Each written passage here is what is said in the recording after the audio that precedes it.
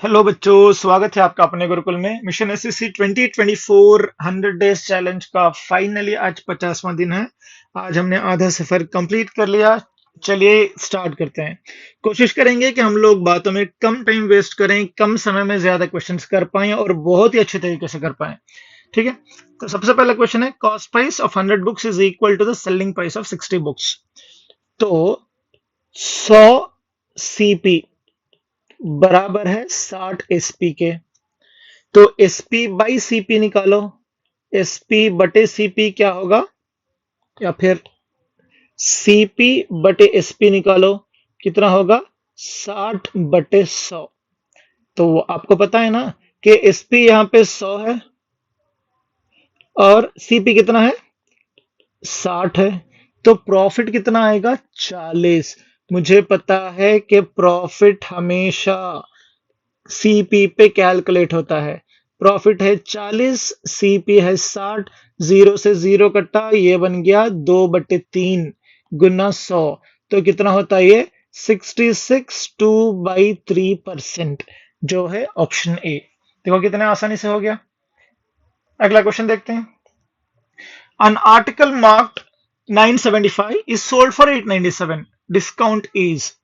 तो एक आर्टिकल का प्राइस था 975, कुछ तो डिस्काउंट मिला उसको, जिसकी वजह से वो बिका 897 रुपए में। तो डिस्काउंट कितने रुपयों का मिला, 78 रुपयों का। ठीक है। 78 रुपयों का डिस्काउंट उसको मिला कितने रुपयों में, 975 रुपयों में। परसेंटेज निकालो। तो मुझे पता है ना, हर 100 में कितने 25 होते हैं, 4 होते हैं। तो 900 में कितने 25 होंगे, 9 गुना 4 36। 100 और 75 में कितने 25 होंगे, 3। तो मतलब 25 से ये जाएगा कितनी बार, 39 बार। ये जाएगा 4 बार।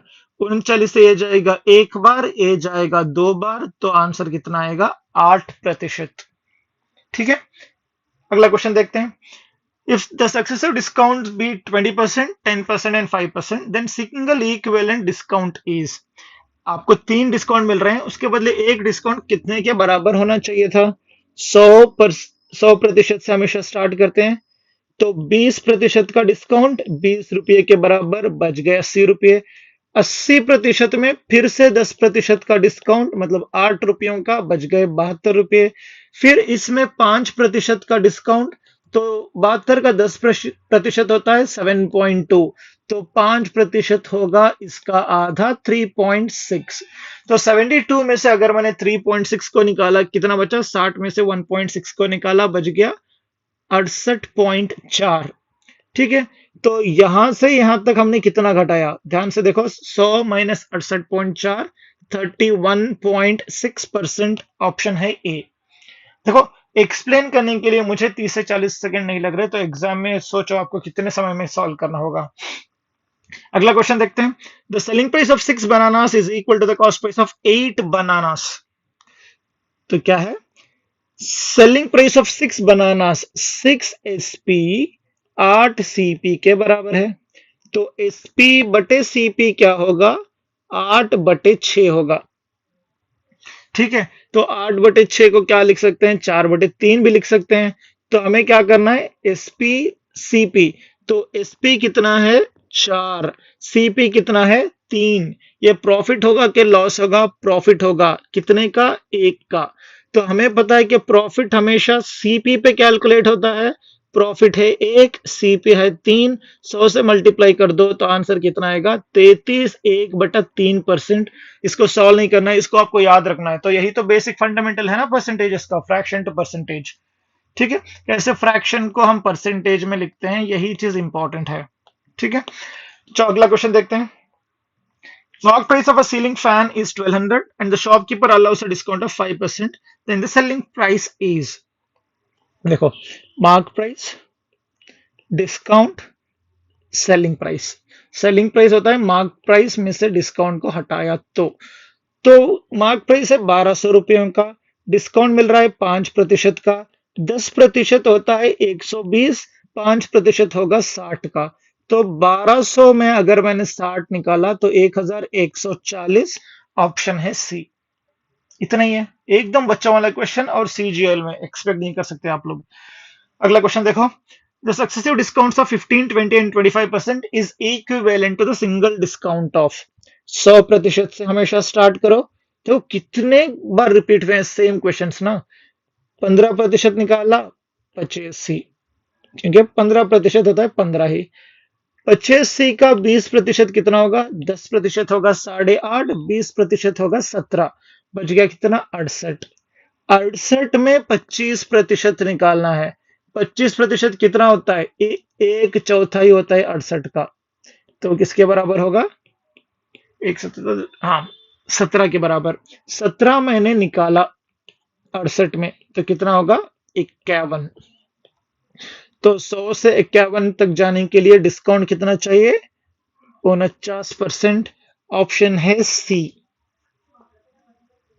अगला क्वेश्चन देखो, the ratio of cost price and selling price is 10:1, then the profit percentage is, ये है selling price, ये है cost price, ये है profit।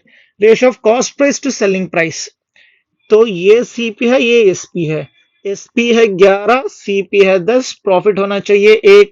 और हमें क्या पता है? प्रॉफिट हमेशा सीपी पे कैलकुलेट होता है। सीपी है 1, सॉरी प्रॉफिट है 1, सीपी है 10। तो 1/10 किसके बराबर होगा? 10% के बराबर। देखो 10 सेकंड भी नहीं लगेंगे, 5 सेकंड भी नहीं लगेंगे एग्जाम में आपको। अगला क्वेश्चन देखते हैं, अ dealer marks a washing machine for 7,500 and allow us a discount of 6% on it and find the selling price. जो पिछला वाला क्वेश्चन क्या था, सेम ऐसे ही। ये है मार्क प्राइस, ये है डिस्काउंट, ये है सेलिंग प्राइस, जो कि होता है मार्क प्राइस में डिस्काउंट हटाने के बाद जो आएगा वही है सेलिंग प्राइस। तो ये है 7,500। डिस्काउंट कितना है? 6% के बराबर। 1% किसके बराबर होता है? 75 के बराबर। 6% किसके बराबर होगा? 450 के बराबर। तो 7,500 में 450 अगर मैंने घटाया तो 7,010, सॉरी 7,050। तो ऑप्शन कौन सा है? Option B. चलो अगला वाला देखते हैं, loss of 20% on selling price is equal to X% loss on cost price. अगर आपको सेलिंग प्राइस पे 20% का लॉस है, तो कॉस्ट प्राइस पे कितने प्रतिशत का लॉस हुआ? ये है एसपी, ए है सीपी, ए है लॉस। लॉस क्या होता है? CP minus SP. ठीक है, तो उस बंदे को 20% का लॉस हुआ सेलिंग प्राइस पे। तो लॉस अगर 20 है तो सेलिंग प्राइस होना चाहिए 100, क्योंकि 100 पे उसको 20 का घाटा है और वो घाटा हो रहा है सेलिंग प्राइस पे। तो सीपी क्या होता है हमेशा? SP plus loss. ये वाली चीज ध्यान में रखनी है, बहुत सारे बच्चे यहाँ पे कंफ्यूज होंगे। तो ये बन गया 120। तो 20 हमें पता है ना, क्या कैलकुलेट करना है? कॉस्ट प्राइस पे कितना है। तो लॉस कॉस्ट प्राइस पे कितना होगा? 20 120 पे कितना होता है? 1/6, जो कि 16, 2/3% के बराबर। Option C. ठीक, आज की वीडियो का लास्ट क्वेश्चन देखते हैं। A man sells an article at 5% above the cost price. If he had bought it at 5% less than what he had paid for and sold it for 2 rupees less, then he would have gained 10%. Basically मोटी मोटी बात ये है, एक आदमी 5% ज्यादा पे चीज बेच रहा है। अगर वो 5% कम में खरीद के 2 रुपये कम में बेचता, तब उसको 10% का मुनाफा होता। इसको जनरली मेथड, किसी भी मेथड से सॉल्व नहीं करेंगे इसको, ऑप्शन से हम लोग जाएंगे। ऑप्शन भी कैसे सेलेक्ट करना है? 250 सेलेक्ट नहीं करना। 250 डिफिकल्ट होगा परसेंटेज निकालने के लिए। 400 से ले लो, 400 रुपये, उसमें 5% एक्स्ट्रा बेच रहा है। 5% कितना होता है 400 का? 20 रुपये, मतलब 420 रुपयों में बेच रहा है। ठीक है, नॉर्मली। और दूसरा कंडीशन क्या है? अगर 5% कम में खरीदता, 400 में खरीदा था ना उसने, 5% कम में खरीदता मतलब 380 रुपये में खरीदता। 420 में बेच रहा था, 2 रुपये कम में बेचता मतलब 418 में बेचता। तो उसको प्रॉफिट 10% का होना चाहिए था। देखो यहाँ पे इन दोनों का डिफरेंस कितना है, 38 रुपये एक्स्ट्रा मिले उसको, ये प्रॉफिट है। प्रॉफिट हमेशा सीपी पे कैलकुलेट होता है। सीपी कितना था उसका, 380 रुपये, जो कि 1/10 के बराबर, 10% सेटिस्फाई हो रहा है। तो मेरा आंसर क्या है, 400। वेरीफाई करना है दूसरे के लिए, अगर 400 नहीं है तो 200 पे वेरीफाई करना है। तो यहां से पता चल जाएगा कि ये वैल्यू जो हमने ली थी वो बड़ी थी या छोटी थी। और एक मैं एग्जांपल दिखा देता हूं कि 200 क्यों नहीं है। 200 5% कम में लेता, 200 का 5% होता है 10, तो 190 में लेता। 5% वो ज्यादा में बेच रहा था, मतलब 210 में बेच रहा था, तो उससे 2 रुपये कम में बेचता, मतलब 208 में बेचता। तो यहाँ पे मुनाफा कितने का है, 18 रुपए का मुनाफा है 190 रुपयों में। तो ये 10% के बराबर बिल्कुल नहीं है, क्योंकि 190 का 10% होता है 19। ठीक है, बहुत नजदीक है, लेकिन वैल्यू एक्चुअली वो नहीं है। तो ऐसे ही अगर आपको ऑप्शन लेके भी चलना है, पता नहीं चल रहा कि कहां से शुरू करना है, हमेशा इजी वैल्यू से सॉल्व करो। जैसे कि मान लो 190, 150, 200 और 100 है, तो सबसे पहले स्टार्ट करो 100 से, क्योंकि 100 बहुत इजी है। तो इससे पता चल जाएगा कि जो वैल्यू आपने ली है वो बड़ी है या छोटी है। फिर अगर वो छोटी है तो फिर उसकी अगली वैल्यू ले लो, फिर उसकी अगली वैल्यू ले लो। एक दो ट्रायल एंड एरर में आपको आंसर जरूर मिल जाएगा, टेंशन की कोई बात नहीं है। अगर क्वेश्चन उतना भी ज्यादा डिफिकल्ट लग रहा है कि आपको लगेगा कि 2-3 मिनट उस पर खपाने के बाद भी अगर आपको आंसर नहीं मिलेगा, तो समझदारी इसी में है कि उस क्वेश्चन को छोड़ दो। ठीक है, because one wrong question will spoil your exam as one wrong person will spoil your life.